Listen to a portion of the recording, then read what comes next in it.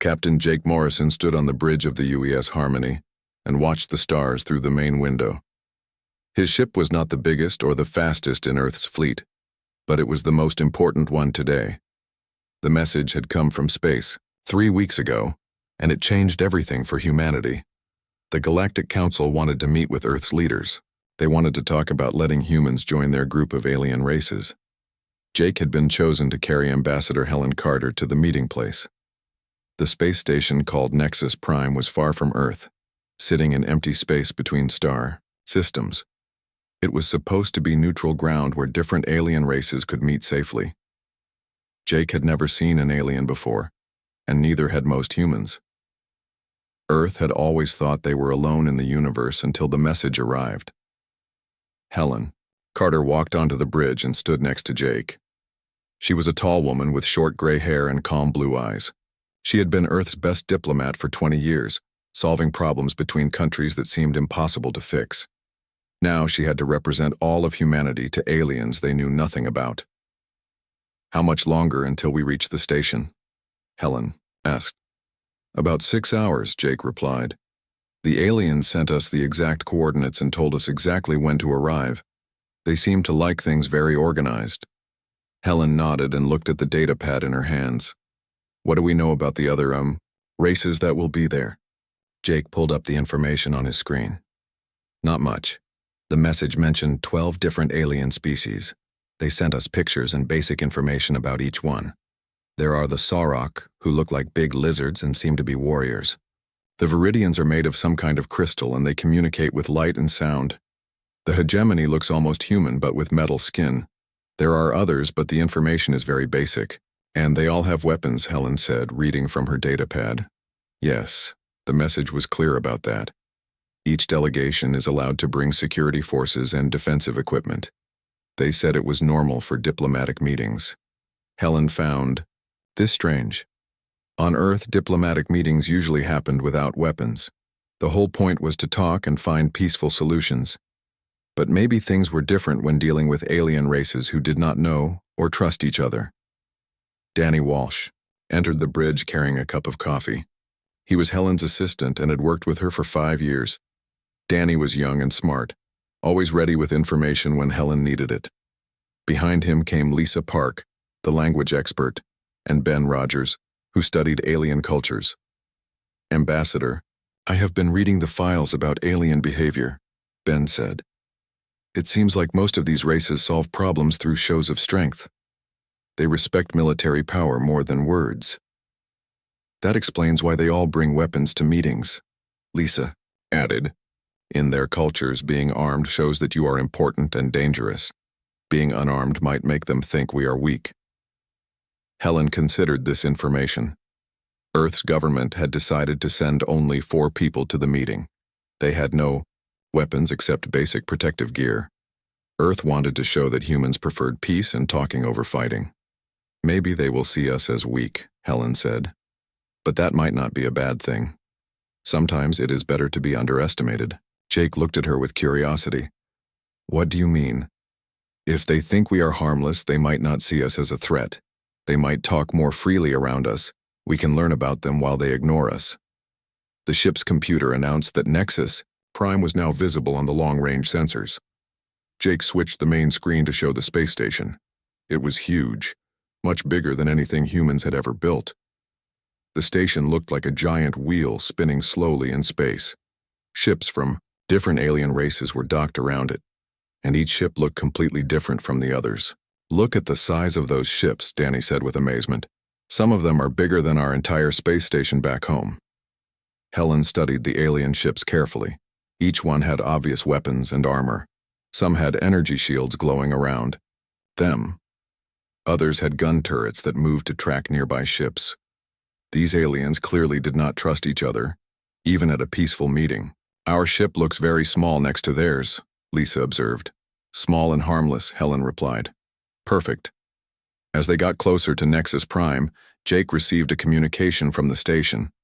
The voice was translated by computer, but it still sounded strange and clicking. "Human vessel, this is Administrator Clicktrill of Nexus Prime. You are cleared to dock at Port 7. Be advised that all security protocols are in effect. No weapons may be brought into the station common areas. Understood, Nexus Prime. We have no weapons to declare, Jake replied. There was a pause before Click Trill responded. Please repeat your last transmission.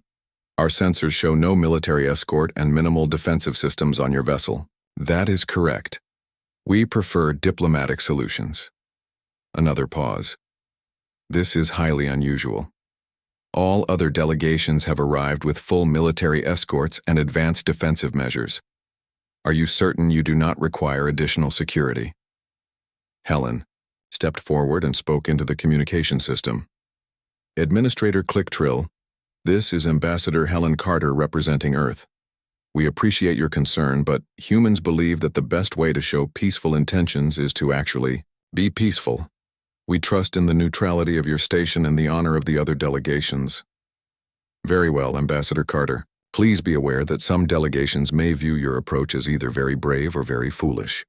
We will let them decide which, Helen replied. The Harmony docked at the station without any problems. Through the docking port windows, they could see alien beings moving around in the station corridors. Some walked on two legs like humans. Others had more legs or moved in completely different ways. All of them wore some kind of armor or protective clothing. Helen gathered her team near the airlock. Remember, we are here to learn first and negotiate second. Watch everything, listen to everything, but do not react with surprise or fear. We want them to think we are calm and prepared. Even though we are not prepared at all, Danny said quietly. Especially because we are not prepared, Helen replied with a smile. Our lack of preparation is our biggest advantage. They expect us to act like them, but we are going to act like humans. That will confuse them, and confused people make mistakes. The airlock opened, and the four humans stepped into an alien space station for the first time in human history. The corridor was filled with beings from different worlds, all of them armed and armored. They stopped talking when they saw the humans walk by in simple diplomatic clothes with no weapons or guards. Administrator Click Trill approached them. He looked like a giant insect walking on his back legs with multiple arms and large compound eyes. Welcome to Nexus Prime, Ambassador Carter. I must say your delegation is quite different from what we usually see here. We hope that difference will be refreshing, Helen replied calmly. As they walked through the station, Helen noticed how the other alien delegations watched them. Some seemed curious, others appeared amused, and a few looked almost sorry for them. It was clear that every other species at the station thought humans were either brave fools or simply fools. Helen smiled to herself. Everything was going exactly as she had hoped. The main meeting hall of Nexus Prime was unlike anything the humans had ever seen. The room was enormous, with a ceiling that stretched up so high it disappeared into shadows. 12 different seating areas were arranged in a circle, each one designed for a different alien species. Some seats were made for creatures that stood upright, others for beings that crawled or floated. Advanced technology hummed quietly throughout the room, creating energy barriers and monitoring systems that kept track of everything that happened. Helen Carter walked into the hall with her three companions and immediately noticed how different their seating area was from all the others. Every other delegation sat behind glowing energy shields that could stop weapons fire. They had guards in powered armor standing nearby, and their weapons were clearly visible despite the station's rules about keeping them put away. The human seating area had 4 simple chairs and a small table with translation equipment. Danny Walsh whispered to Helen as they sat down. We look like children at a table with adults. Good, Helen whispered back. Children are often ignored, and ignored people hear interesting things. As the other delegations took their places, Helen studied each group carefully. The Sauroch delegation consisted of large reptilian beings with scales that looked like armor. Their leader, War Master Gorthak, was bigger than the others and had scars across his snout that suggested many battles. The Sauroch kept their claws visible and moved in ways that showed they were ready to fight at any moment. The Viridian delegation was completely different. They looked like living crystals that caught and reflected light in beautiful patterns. Their leader, called Prime Shard, communicated through musical tones and light displays. Despite their beauty, Helen noticed that the crystals were arranged in formations that suggested military organization. The hegemony delegation looked the most like humans, but their skin had a metallic shine, and their eyes glowed with inner light. High Chancellor Vex stood taller than any human and wore robes that seemed to be made of liquid metal. When he moved, the metal flowed like water but maintained its shape. Other delegations filled the remaining seats. The nebular collective appeared to be clouds of gas contained in mechanical suits. The Thorac were insect-like beings with multiple arms and legs.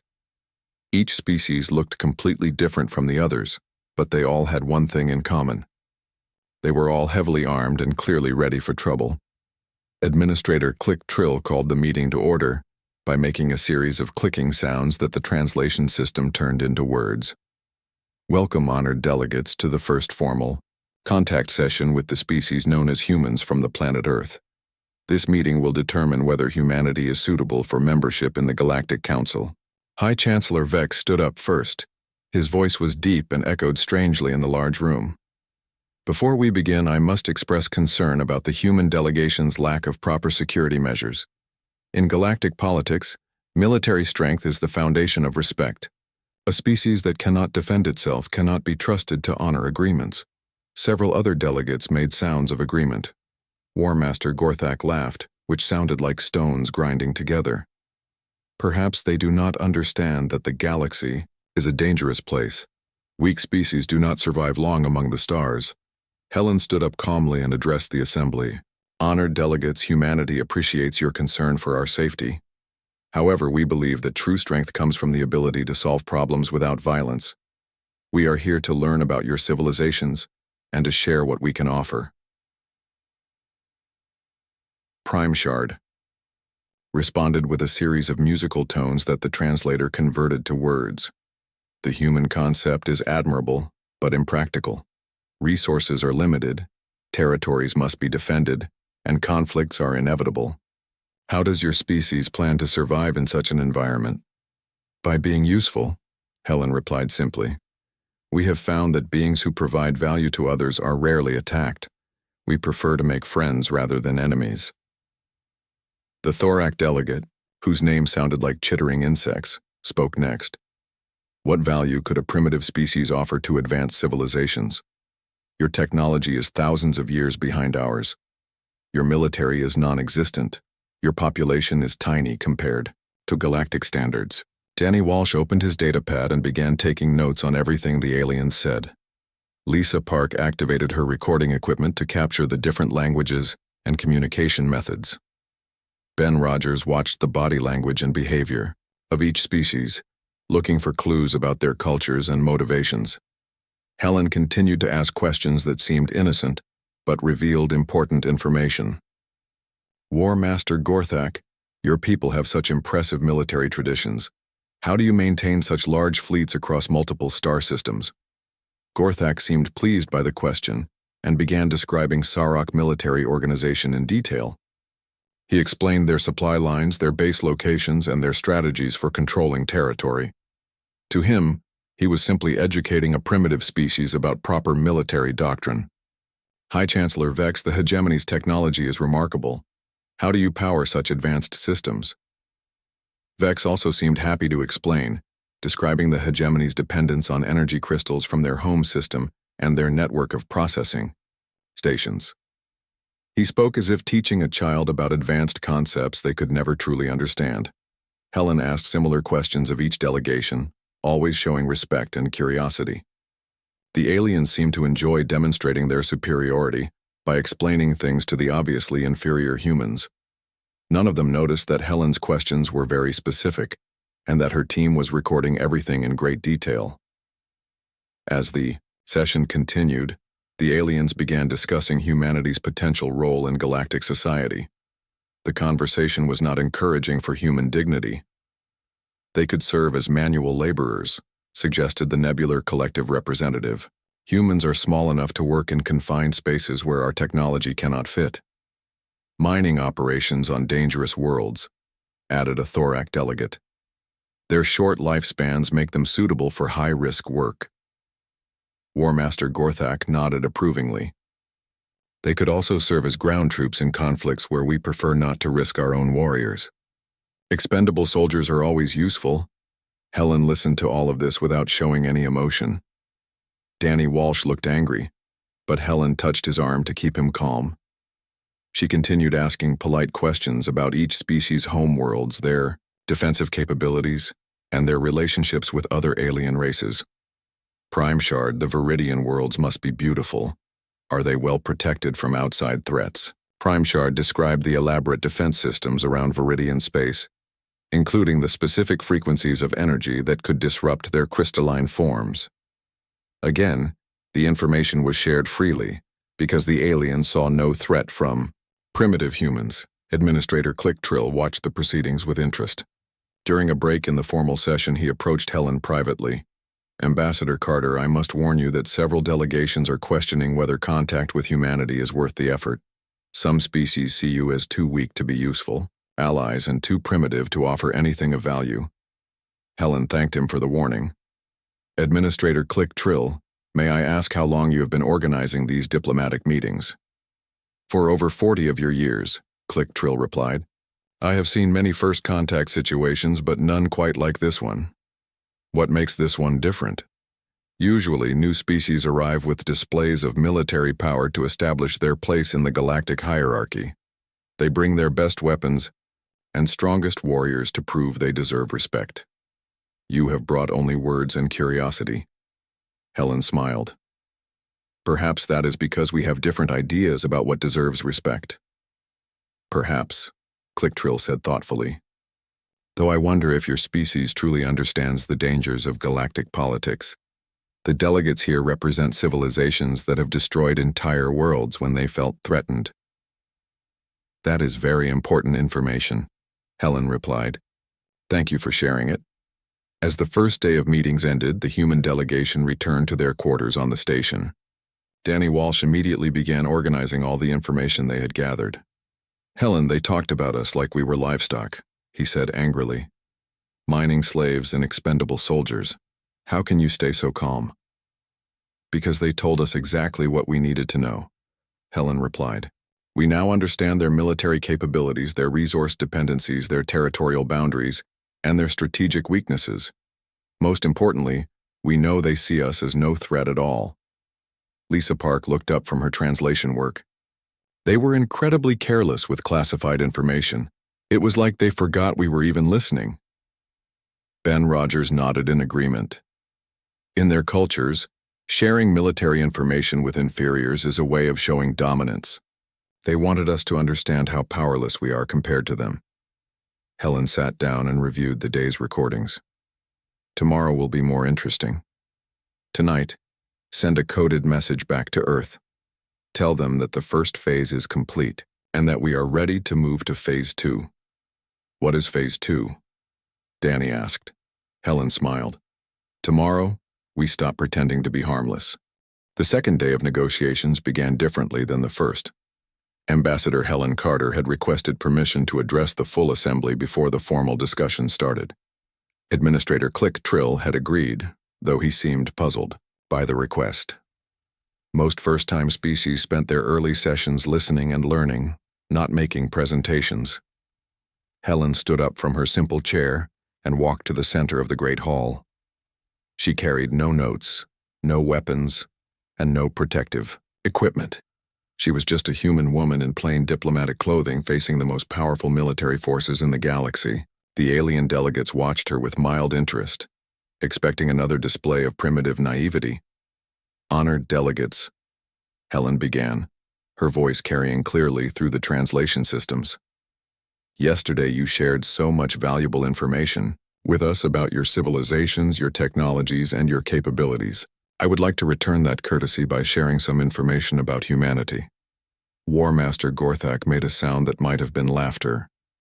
What could a species that has barely left its home planet tell us that we do not already know? Helen smiled politely. Well, for example, I can tell you that your primary fleet staging area is located in the Kepler 442 system, approximately 15 light-years from your home world. You maintain 47 heavy cruisers there, along with support vessels and a logistics base built into the largest asteroid in the system. The laughter stopped. Gorthak's reptilian features shifted into something resembling shock. How could you possibly know that information?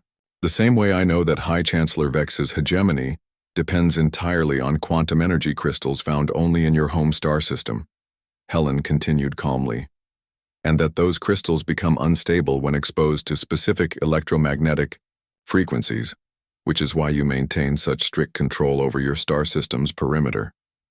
High Chancellor Vex stood up abruptly, his metallic skin shifting color. That information is classified at the highest levels of our government. Helen turned to face the Viridian delegation. Prime Shard, your people's crystalline forms are beautiful, but they require constant exposure to light frequencies between 450 and 650 nanometers. Without that light, your molecular structure begins to break down within 72 hours. That is why Viridian ships always carry backup light generation systems. The musical tones that came from Prime Shard were discordant and sharp, clearly indicating distress. Other delegates began making worried sounds in their various languages. Danny Walsh activated a holographic projector that had been hidden in his datapad. Images appeared in the air above the center of the hall, showing detailed technical specifications of every ship currently docked at Nexus Prime. The information included shield frequencies, weapon capabilities, crew numbers, and structural weak points. These scans were taken by our ship's sensors during our approach to the station, Danny explained.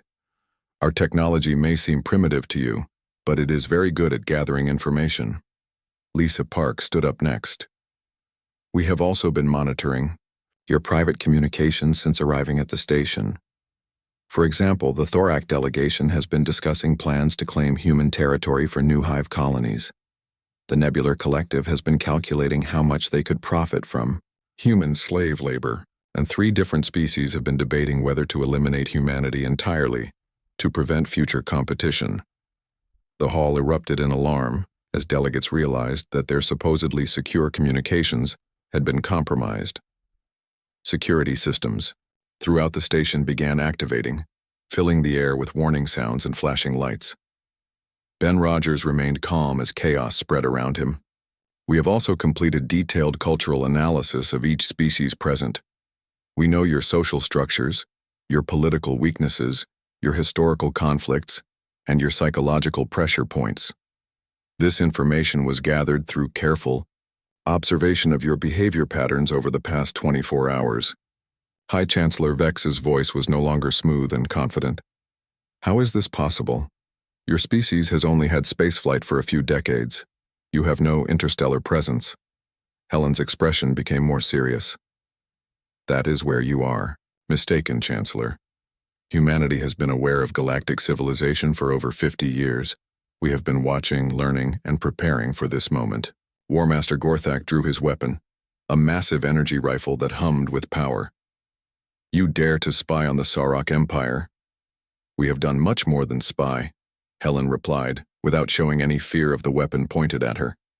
We have built observation posts throughout local space. We have monitored your communications and movements. We have studied your technologies and tactics. Most importantly, we have learned about your relationships with other species. Danny activated another holographic display. This one showed a star map with hundreds of small markers scattered across dozens of star systems. Each of these markers represents a human observation post. They have been operating undetected for decades, gathering intelligence on every major galactic civilization. The alien delegates stared at the display in growing horror. The markers were everywhere, including systems they thought were completely secure. Human surveillance had penetrated deep into every species' territory. This is impossible, declared the Thorak representative. Our security sweeps would have detected any foreign installations. Lisa Park smiled. Your security sweeps were designed to detect technology similar to your own. Human stealth technology works on completely different principles. We learned early that the best way to hide from advanced aliens was to not look like advanced aliens. Ben Rogers activated his own display, showing images from the human observation posts. The pictures showed alien ships, bases, and activities that were supposed to be secret. We have been cataloging your military capabilities, your resource production, your trade routes, and your strategic vulnerabilities for 50 years. Helen walked closer to the alien delegations, her voice becoming more serious. Yesterday you discussed humanity's potential role as slaves and expendable soldiers. You debated whether we were worth the trouble of formal contact. You shared classified information freely because you saw us as harmless primitives who could never threaten you. The energy barriers around the alien seating areas began glowing brighter as defensive systems activated. Guards in powered armor moved into position, but they seemed uncertain about what threat they were facing. Today I want to share some additional information, Helen continued. Humanity has made contact with 17 species that the galactic community believes are extinct. Species that were wiped out by wars or disasters or genocide. They are alive and rebuilding their civilizations under human protection. War Master Gorthak's scales changed color, a sign of extreme agitation. The Corvani were destroyed 3 centuries ago. The Melody were extinct before your species evolved. The Corvani live in hidden colonies in the Outer Rim, Helen replied. The Melody have rebuilt their civilization on 7 different worlds. They are among our closest allies and they remember very clearly who tried to destroy them. Prime Shard's light patterns became chaotic. If this is true, it changes the entire balance of galactic power. It does indeed, Helen agreed. But we are not here to threaten anyone. We are here to offer an alternative to the cycle of conquest and destruction that has defined galactic politics for millennia. Administrator Clicktrill had been silent throughout the revelation, but now he spoke up. Ambassador Carter, what exactly are humanity's intentions? Helen turned to face him. We want the same thing we have always wanted: peace, cooperation, and the protection of those who cannot protect themselves. The difference is that now, you understand we have the capability to enforce those goals. Danny Walsh activated one final holographic display. This one showed Earth itself, but not the primitive world the aliens expected. The planet was surrounded by orbital installations, defensive platforms, and ships that had been invisible to alien sensors. The moon had been converted into a massive military base, and asteroid mining operations throughout the solar system were revealed to be weapons platforms. Earth's location was never a secret, Helen explained. We simply allowed ourselves to be discovered when we were ready for contact, when we were prepared to defend ourselves and our allies. The alien delegates sat in stunned silence as they processed the implications. The species they had planned to exploit or destroy had been watching them for decades. The primitive civilization they had dismissed was actually a hidden superpower, with technology they did not understand and allies they thought were dead. War Master Gorthak slowly lowered his weapon. What happens now? Helen returned to her simple chair and sat down calmly. Now we negotiate as equals. The terms of humanity's membership in the Galactic Council will be very different from what you originally proposed, and the protection of certain endangered species will be non-negotiable. High Chancellor Vex's metallic skin had turned a dull gray color. The Galactic Council will never accept such demands. The Galactic Council will accept what we all agree is fair, Helen replied. Because the alternative is a war that none of us can win. Humanity has proven that we can gather intelligence anywhere in the galaxy. Our allies include species you thought you had eliminated. Security alerts echoed through every corridor of Nexus Prime as alien military commanders tried to understand what they were facing. Emergency meetings were called in a dozen different languages, while species that had been enemies for centuries suddenly found themselves sharing a common concern. The humans had revealed themselves as something completely unexpected, and no one knew how to respond. Ambassador Helen Carter sat calmly in the human delegation's quarters while chaos erupted around them. Through the walls, they could hear the sounds of alien security forces moving through the station. Ships that had been docked peacefully were now powering up weapons and shields. The entire political landscape of the galaxy had shifted in a single afternoon. Danny Walsh monitored communications from his portable equipment. Helen, they are terrified. The Sorok are calling for immediate military action. The hegemony wants to contact their home fleet. 3 different species are demanding that we be arrested as spies. And what is Administrator Click Trill telling them? Helen asked. He is reminding them that we are on neutral ground and that attacking diplomatic delegates would violate every galactic treaty. But he sounds worried too. Lisa Park looked up from her translation work. The really interesting conversations are happening in languages they think we cannot understand. The Thorak are convinced that humanity represents an extinction-level threat to their expansion plans. The Viridians are debating whether to flee the station entirely. Ben Rogers had been watching alien behavior through the security monitors. Their body language suggests panic mixed with anger. They are trying to decide whether to fight or run. The problem is that they do not know enough about our capabilities to make an informed choice. Helen stood up and walked to the window that looked out into space.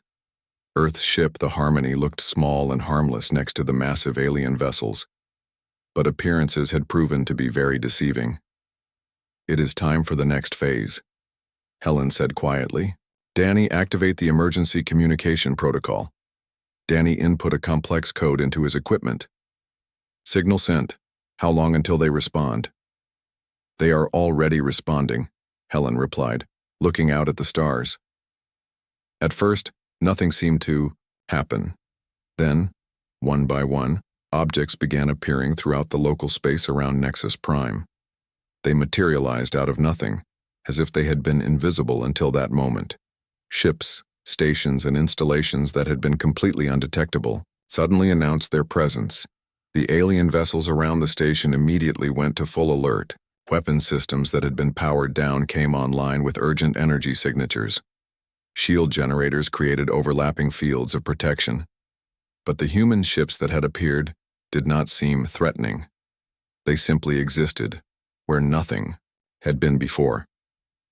Administrator Click Trill's voice came through the communication system, sounding strained and worried. Ambassador Carter, our sensors are detecting massive changes in local space. Please explain what is happening. Helen activated her communicator. Administrator, I am simply providing a demonstration of human capabilities. Please assure all delegations that we have no hostile intentions. The objects that have appeared around the station were not there an hour ago. How is this possible? They were always there, Helen replied calmly. You simply could not see them until we chose to reveal them. Through the station's communication network, the human delegation could hear frantic conversations between alien ship commanders. Species that had never cooperated were now sharing sensor data and tactical information as they tried to understand what had surrounded them. War Master Gorthak's voice came through on an open channel. Human vessel, explain the nature of these installations immediately, Helen responded directly. War Master, these are human observation and research stations. They have been monitoring galactic activities for decades without being detected. Today we have decided to make their presence known. Impossible. Sorok sensors are the most advanced in the galaxy. Sorok sensors are very impressive. Helen agreed. They can detect any known form of technology. Unfortunately for galactic security, human technology is not based on any known principles. Danny activated another display showing the technical specifications of the revealed human installations. The alien delegates, who were all monitoring human communications by now, saw technology that operated on completely unfamiliar theories. Energy sources that produced no detectable emissions, materials that bent light and sensor waves around them, propulsion systems that left no trace of their operation. High Chancellor Vex's transmission was tight with controlled anger. How long have these installations been in place? The oldest one was established 53 years ago, Helen replied. The newest one was completed last week. We have been very busy. Lisa Park activated her own communication array and began broadcasting on frequencies that each alien species thought were secure and private. We have also been busy learning your languages, your cultures, and your communication protocols. Every message you have sent in the past 50 years has been intercepted and analyzed. The implications of this statement caused another wave of panic among the alien delegations. Military commanders realized that their most secret plans had been compromised for decades. Diplomatic communications that were supposed to be completely secure had been monitored and decoded. Even personal messages between alien leaders had been intercepted and filed away in human databases. Ben Rogers began displaying historical data that proved the extent of human surveillance. For example, we have complete records of the secret Sauroch hegemony negotiations that led to the partition of the Outer Rim territories 20 years ago. We monitored the entire process, including the bribes paid to Thorak officials and the threats made against Viridian mining interests. War Master. Gorthek's scales had turned a dark color that indicated extreme anger. You had no right to interfere in galactic politics. We did not interfere, Helen corrected. We observed. There is an important difference. Interference would have prevented the war between the Sauroch and the Corvani. Instead, we simply evacuated the Corvani population before your fleet arrived. To destroy their worlds. The communication channels fell silent as the full meaning of Helen's words became clear. The Corvani genocide, which had been one of the Sauroch Empire's greatest military victories, had actually been a rescue operation. The enemy had simply vanished before the attack, leaving empty worlds for the Sauroch to claim. Prime Shard's harmonic communication was filled with discordant notes. The Corvani resistance that appeared in the Outer Rim 5 years later was actually the original population. Correct, Helen confirmed. We helped them establish new colonies far from Sauroch space. They have been rebuilding their civilization ever since. Administrator Clicktrill's voice shook slightly as he spoke. How many species have you rescued in this manner? Danny consulted his records. 17 species that were officially declared extinct actually live under human protection. 43 other species have received covert assistance during times of crisis. We have prevented 12 genocides, 6 planetary destruction events, and countless smaller atrocities. The alien delegation struggled to process this information. Wars they thought they had won had actually been managed evacuations. Enemy populations they believed destroyed were living safely beyond their reach. Resources they thought they had captured had been relocated before they arrived. High Chancellor Vex's transmission was barely controlled. Why did you not reveal yourselves earlier? Why hide and manipulate from the shadows? Because we were not ready, Helen replied honestly. 50 years ago, humanity was barely capable of spaceflight. We needed time to understand galactic civilization and develop the technology necessary to protect ourselves and others. We also needed to be certain about the character of the species we would be dealing with. War Master Gorthek made a sound like grinding stones. And what have you concluded about our character? Helen paused before answering. We have concluded that galactic civilization is based on the principle that might makes right. The strong take what they want from the weak, and the weak are left to suffer or die. This is not acceptable to humanity. Ben Rogers displayed images from the rescued species' new colonies. Beautiful worlds where civilizations that had been written off as extinct were thriving under human protection. Technologies that combined alien knowledge with human innovation, art and culture that had been preserved when entire species were thought destroyed forever. This is what we offer to the galaxy, Helen continued. An alternative to endless cycles of conquest and destruction, a chance for cooperation instead of competition, protection for those who cannot protect themselves. The Thorak representative's chittering communication was sharp with anger. You speak of protection, but you have the power to destroy any of us. How do we know you will not become the very oppressors you claim to oppose? You do not know, Helen admitted. You will have to trust us just as we are choosing to trust you with this information. But consider this. If we wanted to be oppressors, we could have remained hidden and continued manipulating galactic politics from the shadows. Instead, we revealed ourselves and offered partnership. Administrator Clicktrill had been quiet for several minutes. The emergency session of the Galactic Council convened 12 hours after humanity's revelation. Representatives from every major species had demanded immediate discussions about the new situation. The Great Hall of Nexus Prime buzzed with tension as alien delegates tried to decide how to respond to a complete shift in galactic power dynamics. Ambassador Helen Carter entered the hall with her team, walking calmly past security forces that had tripled overnight. Every alien delegation now had additional guards, advanced scanning equipment, and weapons that had never been seen at diplomatic meetings before. The energy barriers around their seating areas glowed with maximum intensity, and the air hummed, with defensive systems operating at full capacity. High Chancellor Vex stood up as soon as the humans took their seats. His metallic skin had taken on a darker shade that indicated serious stress. Ambassador Carter, the hegemony demands an explanation for this deception. You have violated every principle of honest diplomatic contact.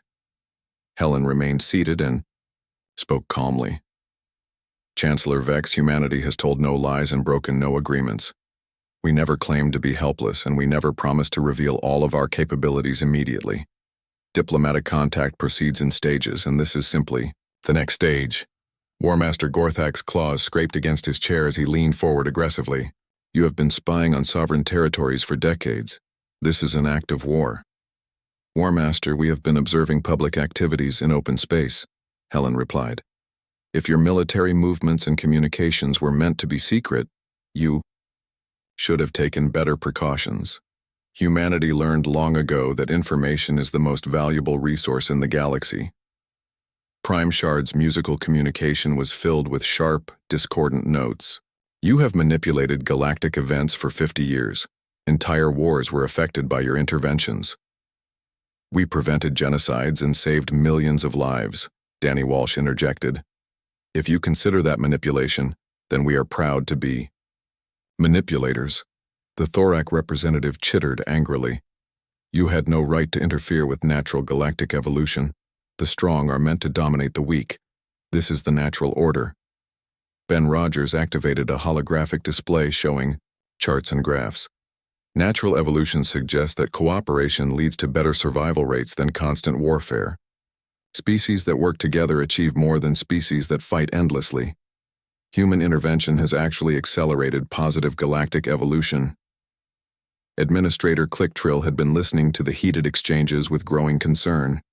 His insectoid features showed signs of stress as he tried to maintain order. Delegates, please remember that we are here to discuss humanity's potential membership in the Galactic Council, not to conduct a trial. Membership, War Master Gorthak snarled. How can we offer membership to a species that has already demonstrated its ability to threaten every established government in the galaxy?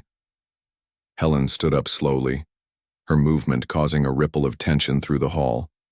Several alien guards raised their weapons slightly before their commanders gestured for them to stand down. War Master, let me clarify something important, Helen said, her voice carrying a new edge of steel. Humanity is not requesting membership in the Galactic Council. We are informing you that the balance of galactic power has changed permanently. The question is not whether you will accept us, but whether you will cooperate with the new reality. High Chancellor Vex's glowing eyes flared brighter. Are you threatening the sovereign governments of the galaxy? Helen activated her communicator and spoke a single word. Confirmation. Throughout the galaxy, events began happening simultaneously. On dozens of worlds, human installations that had been hidden for decades suddenly activated their communication systems. The 17 species that had been thought extinct broadcast messages announcing their survival and their alliance with humanity.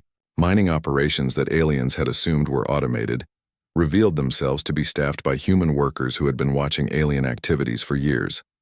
Most shocking of all, stealth ships began decloaking around every major alien homeworld. Not attack fleets, but observation vessels that had been monitoring the most secure locations in each species' territory. The message was clear. Humanity had the ability to strike at the heart of any galactic civilization whenever they chose to do so. The alien delegates watched in horror as their home governments reported the appearance of human assets throughout their territories. Systems that had been considered absolutely secure were revealed to have been under human observation for decades. War Master Gorthak received a communication from his homeworld, and his scales turned pale. There are human ships within sight of our capital city. How is this possible? Because we have been preparing for this moment for 50 years, Helen replied. Every conversation we have had, every piece of information you have shared, Every display of military power you have shown us has been part of our assessment of galactic civilization. Prime Shard's light patterns became chaotic as messages arrived from Viridian space. Our most sacred crystal gardens are being observed by human stations. This is a violation of our deepest religious beliefs. Lisa Park responded with careful sympathy. We have observed your crystal gardens with the greatest respect. Our scientists have learned much about Viridian culture and biology, and we have used that knowledge to help preserve endangered crystal formations on several worlds. Your people's beauty and wisdom deserve protection. The Thorak representative was receiving increasingly frantic reports from the hive worlds. You have infiltrated territories that should be impossible for non-Thorak to enter. Thorak biology is fascinating, Ben Rogers said admiringly. Your hive structures are architectural marvels, and your social organization is remarkably efficient. We have been careful not to disturb your colonies while studying them. High Chancellor Vex slammed his metallic fist on his chair. Enough of this madness. What do you want from us? Helen sat back down and folded her hands calmly. We want exactly what we have always wanted. Peace, cooperation, and the protection of those who cannot protect themselves. The difference is that now, we have the capability to ensure these goals are achieved.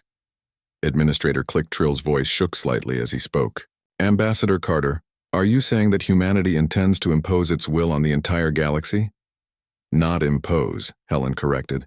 Encourage.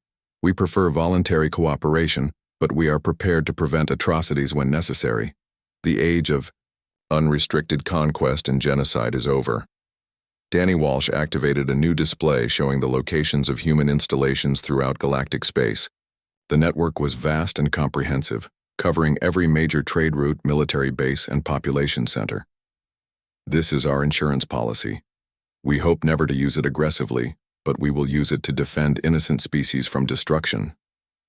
War Master, Gorthak's breathing had become heavy and labored. You expect us to simply accept that our military superiority has been neutralized by a species we discovered yesterday. Your military superiority was neutralized decades ago, Helen replied gently. You are only learning about it now. But this is not about military conquest. This is about building a better galaxy for everyone. Prime Shard's musical tones were softer now, less aggressive. What would this better galaxy look like? Ben Rogers smiled as he activated another display. Trade based on mutual benefit rather than exploitation. Scientific cooperation that accelerates discovery for all species.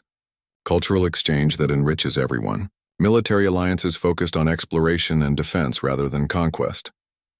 And protection for species that would otherwise be destroyed, Lisa Park added. The galaxy is vast enough for everyone to thrive if we stop trying to eliminate each other. The Thorak representative chittered thoughtfully. What guarantees do we have that humanity will not become the very oppressor it claims to oppose? Helen stood up again, but this time her movement did not cause alarm. You have the same guarantee that we are asking from you. Trust. We are revealing our capabilities because we believe that honest cooperation is better than hidden manipulation. We could have continued operating from the shadows, but we chose transparency. High Chancellor Vex was quiet for several minutes, processing communications from his homeworld. Finally, he spoke in a subdued voice.